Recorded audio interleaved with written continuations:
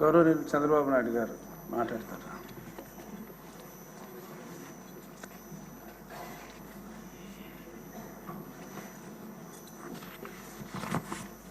అధ్యక్ష, ఈరోజు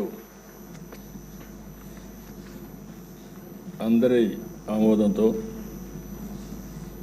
శాసనసభ డిప్యూటీ స్పీకర్గా ఎన్నికైన మీకు వ్యక్తిగతంగా తెలుగుదేశం పార్టీ తరఫున కూడా మనస్ఫూర్తిగా అభినందనలు తెలియజేస్తున్నా. శుభాకాంక్షలు అధ్యక్ష. సినిమా రంగంలో ఇక్కడే మా మిత్రుడు పవన్ కళ్యాణ్ గారు ఉన్నారు. త్రిపుల్ ఎంత సంచలనం సృష్టించిందో నేటి రాజకీయాల్లో మీ చరిత్ర కూడా అంత సంచలనాన్ని సృష్టించిన దిశ. త్రిపుల్ సినిమాలో నాటు నాటు పాట ఎంత పాపులర్ అయిందో ఈ త్రిపుల్ రచ్చబండ కూడా అదే మరి పాపులర్ అయింది. దానికి ఒక చరిత్ర ఉంది. అలాంటి ఒక్కొక్కసారి జీవితంలో కొన్ని సమస్యలు వస్తాయి. ఆ సమస్యల్ని ధైర్యంగా ఎదుర్కోవడం చాలా ముఖ్యం. తిరిగి ఆ కుర్చీలో కూర్చుంటే నిండుగా కనపడుస్తున్నారు. అందరూ కూడా ఆఫ్గా కొత్త కనపడుస్తారు, కానీ మీరైతే ఆ కుర్చీకి ఒక నిండుత్వాన్ని ఇచ్చారు. పంచకట్టు కూడా తెలుగు బిడ్డ పంచకట్టుతో వచ్చారు. చాలా సంతోషం.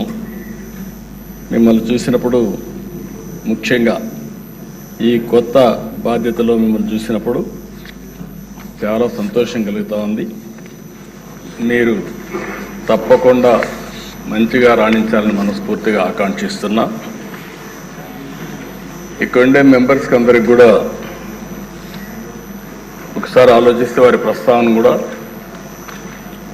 మే 14, 1962 విజయవాడలోని కనుమూరి వెంకట సత్య సూర్యనారాయణరాజు గారు, అన్నపూర్ణమ్మ దంపతులకు జన్మించారు. ఆయన ఒక పారిశ్రామికవేత్తగా, రాజకీయవేత్తగా గుర్తింపు తెచ్చుకున్నారు. రఘురామకృష్ణరాజు గారు విశాఖపట్నంలోని ఆంధ్ర విశ్వవిద్యాలయంలో పోస్ట్ గ్రాడ్యుయేషన్ చేశారు. డిస్టింక్షన్లో పాస్ అయ్యారు. అప్పటి నుంచి కూడా మీరు ఎక్కడ చూసినా ఉత్సాహంగా మెరిట్లోనే ఉన్నారు. ఆయన మొదటి నుంచి మెరిట్ స్టూడెంట్. ఇండస్ట్రీ కూడా విద్యుత్ రంగంలో, ఎడిబుల్ ఆయిల్స్లో ఇలాంటి వ్యాపారాలు కూడా చేసి గుర్తింపు తెచ్చుకున్నారు. వాళ్ళ కుటుంబానికి కూడా రాజకీయ నేపథ్యం ఉంది.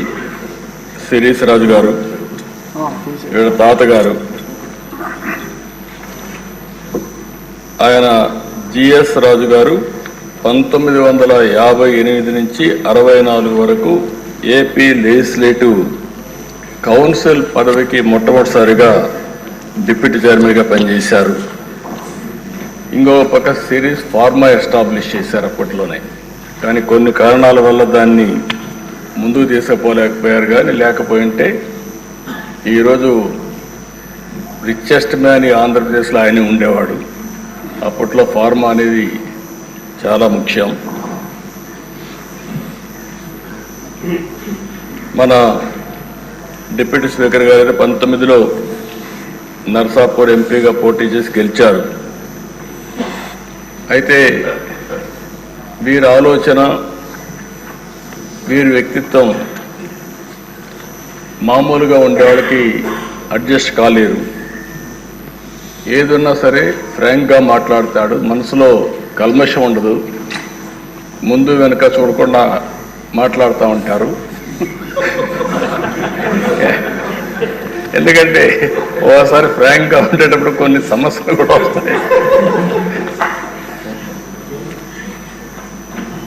అయితే నేను చాలా రోజుల నుంచి వాటిని దగ్గరగా చూస్తున్నా.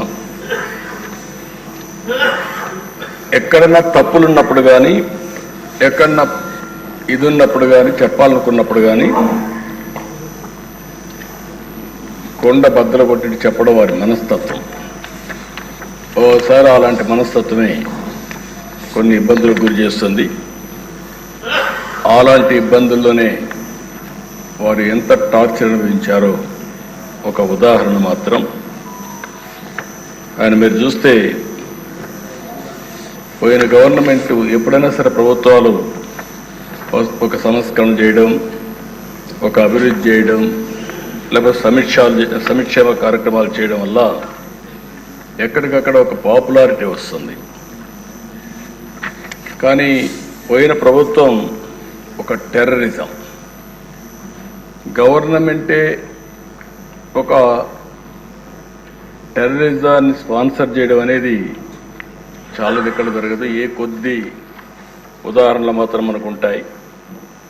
అలాంటి చూసినప్పుడు సొంత ఎంపీ విభేదించినప్పుడు, డిఫర్ అయినప్పుడు కావాలంటే మనం దూరంగా ఉంటాం, అది వేరే విషయం. కానీ ఏ విధంగా ఆయన పైన కక్షగట్టి పనిచేశారో, ఏ విధంగా కుట్రబన్నారో మనం ఒక్కసారి గుర్తుపెట్టుకోవాల్సిన అవసరం ఉంది. ముందు బెదిరించారు, భయపెట్టాలని చూశారు, కానీ ఏమాత్రం తగ్గలేదు. ఇక నమ్ముకున్న సిద్ధాంతం ప్రకారం ముందుకు పోయి మాట్లాడే పరిస్థితికి వచ్చారు. అయితే మనం అందరం కూడా చూస్తే అలాంటి సందర్భంలో ఏకపక్షంగా తన సొంత ఎంపీ మీద రాజద్రోహం కేసు నమోదు చేసి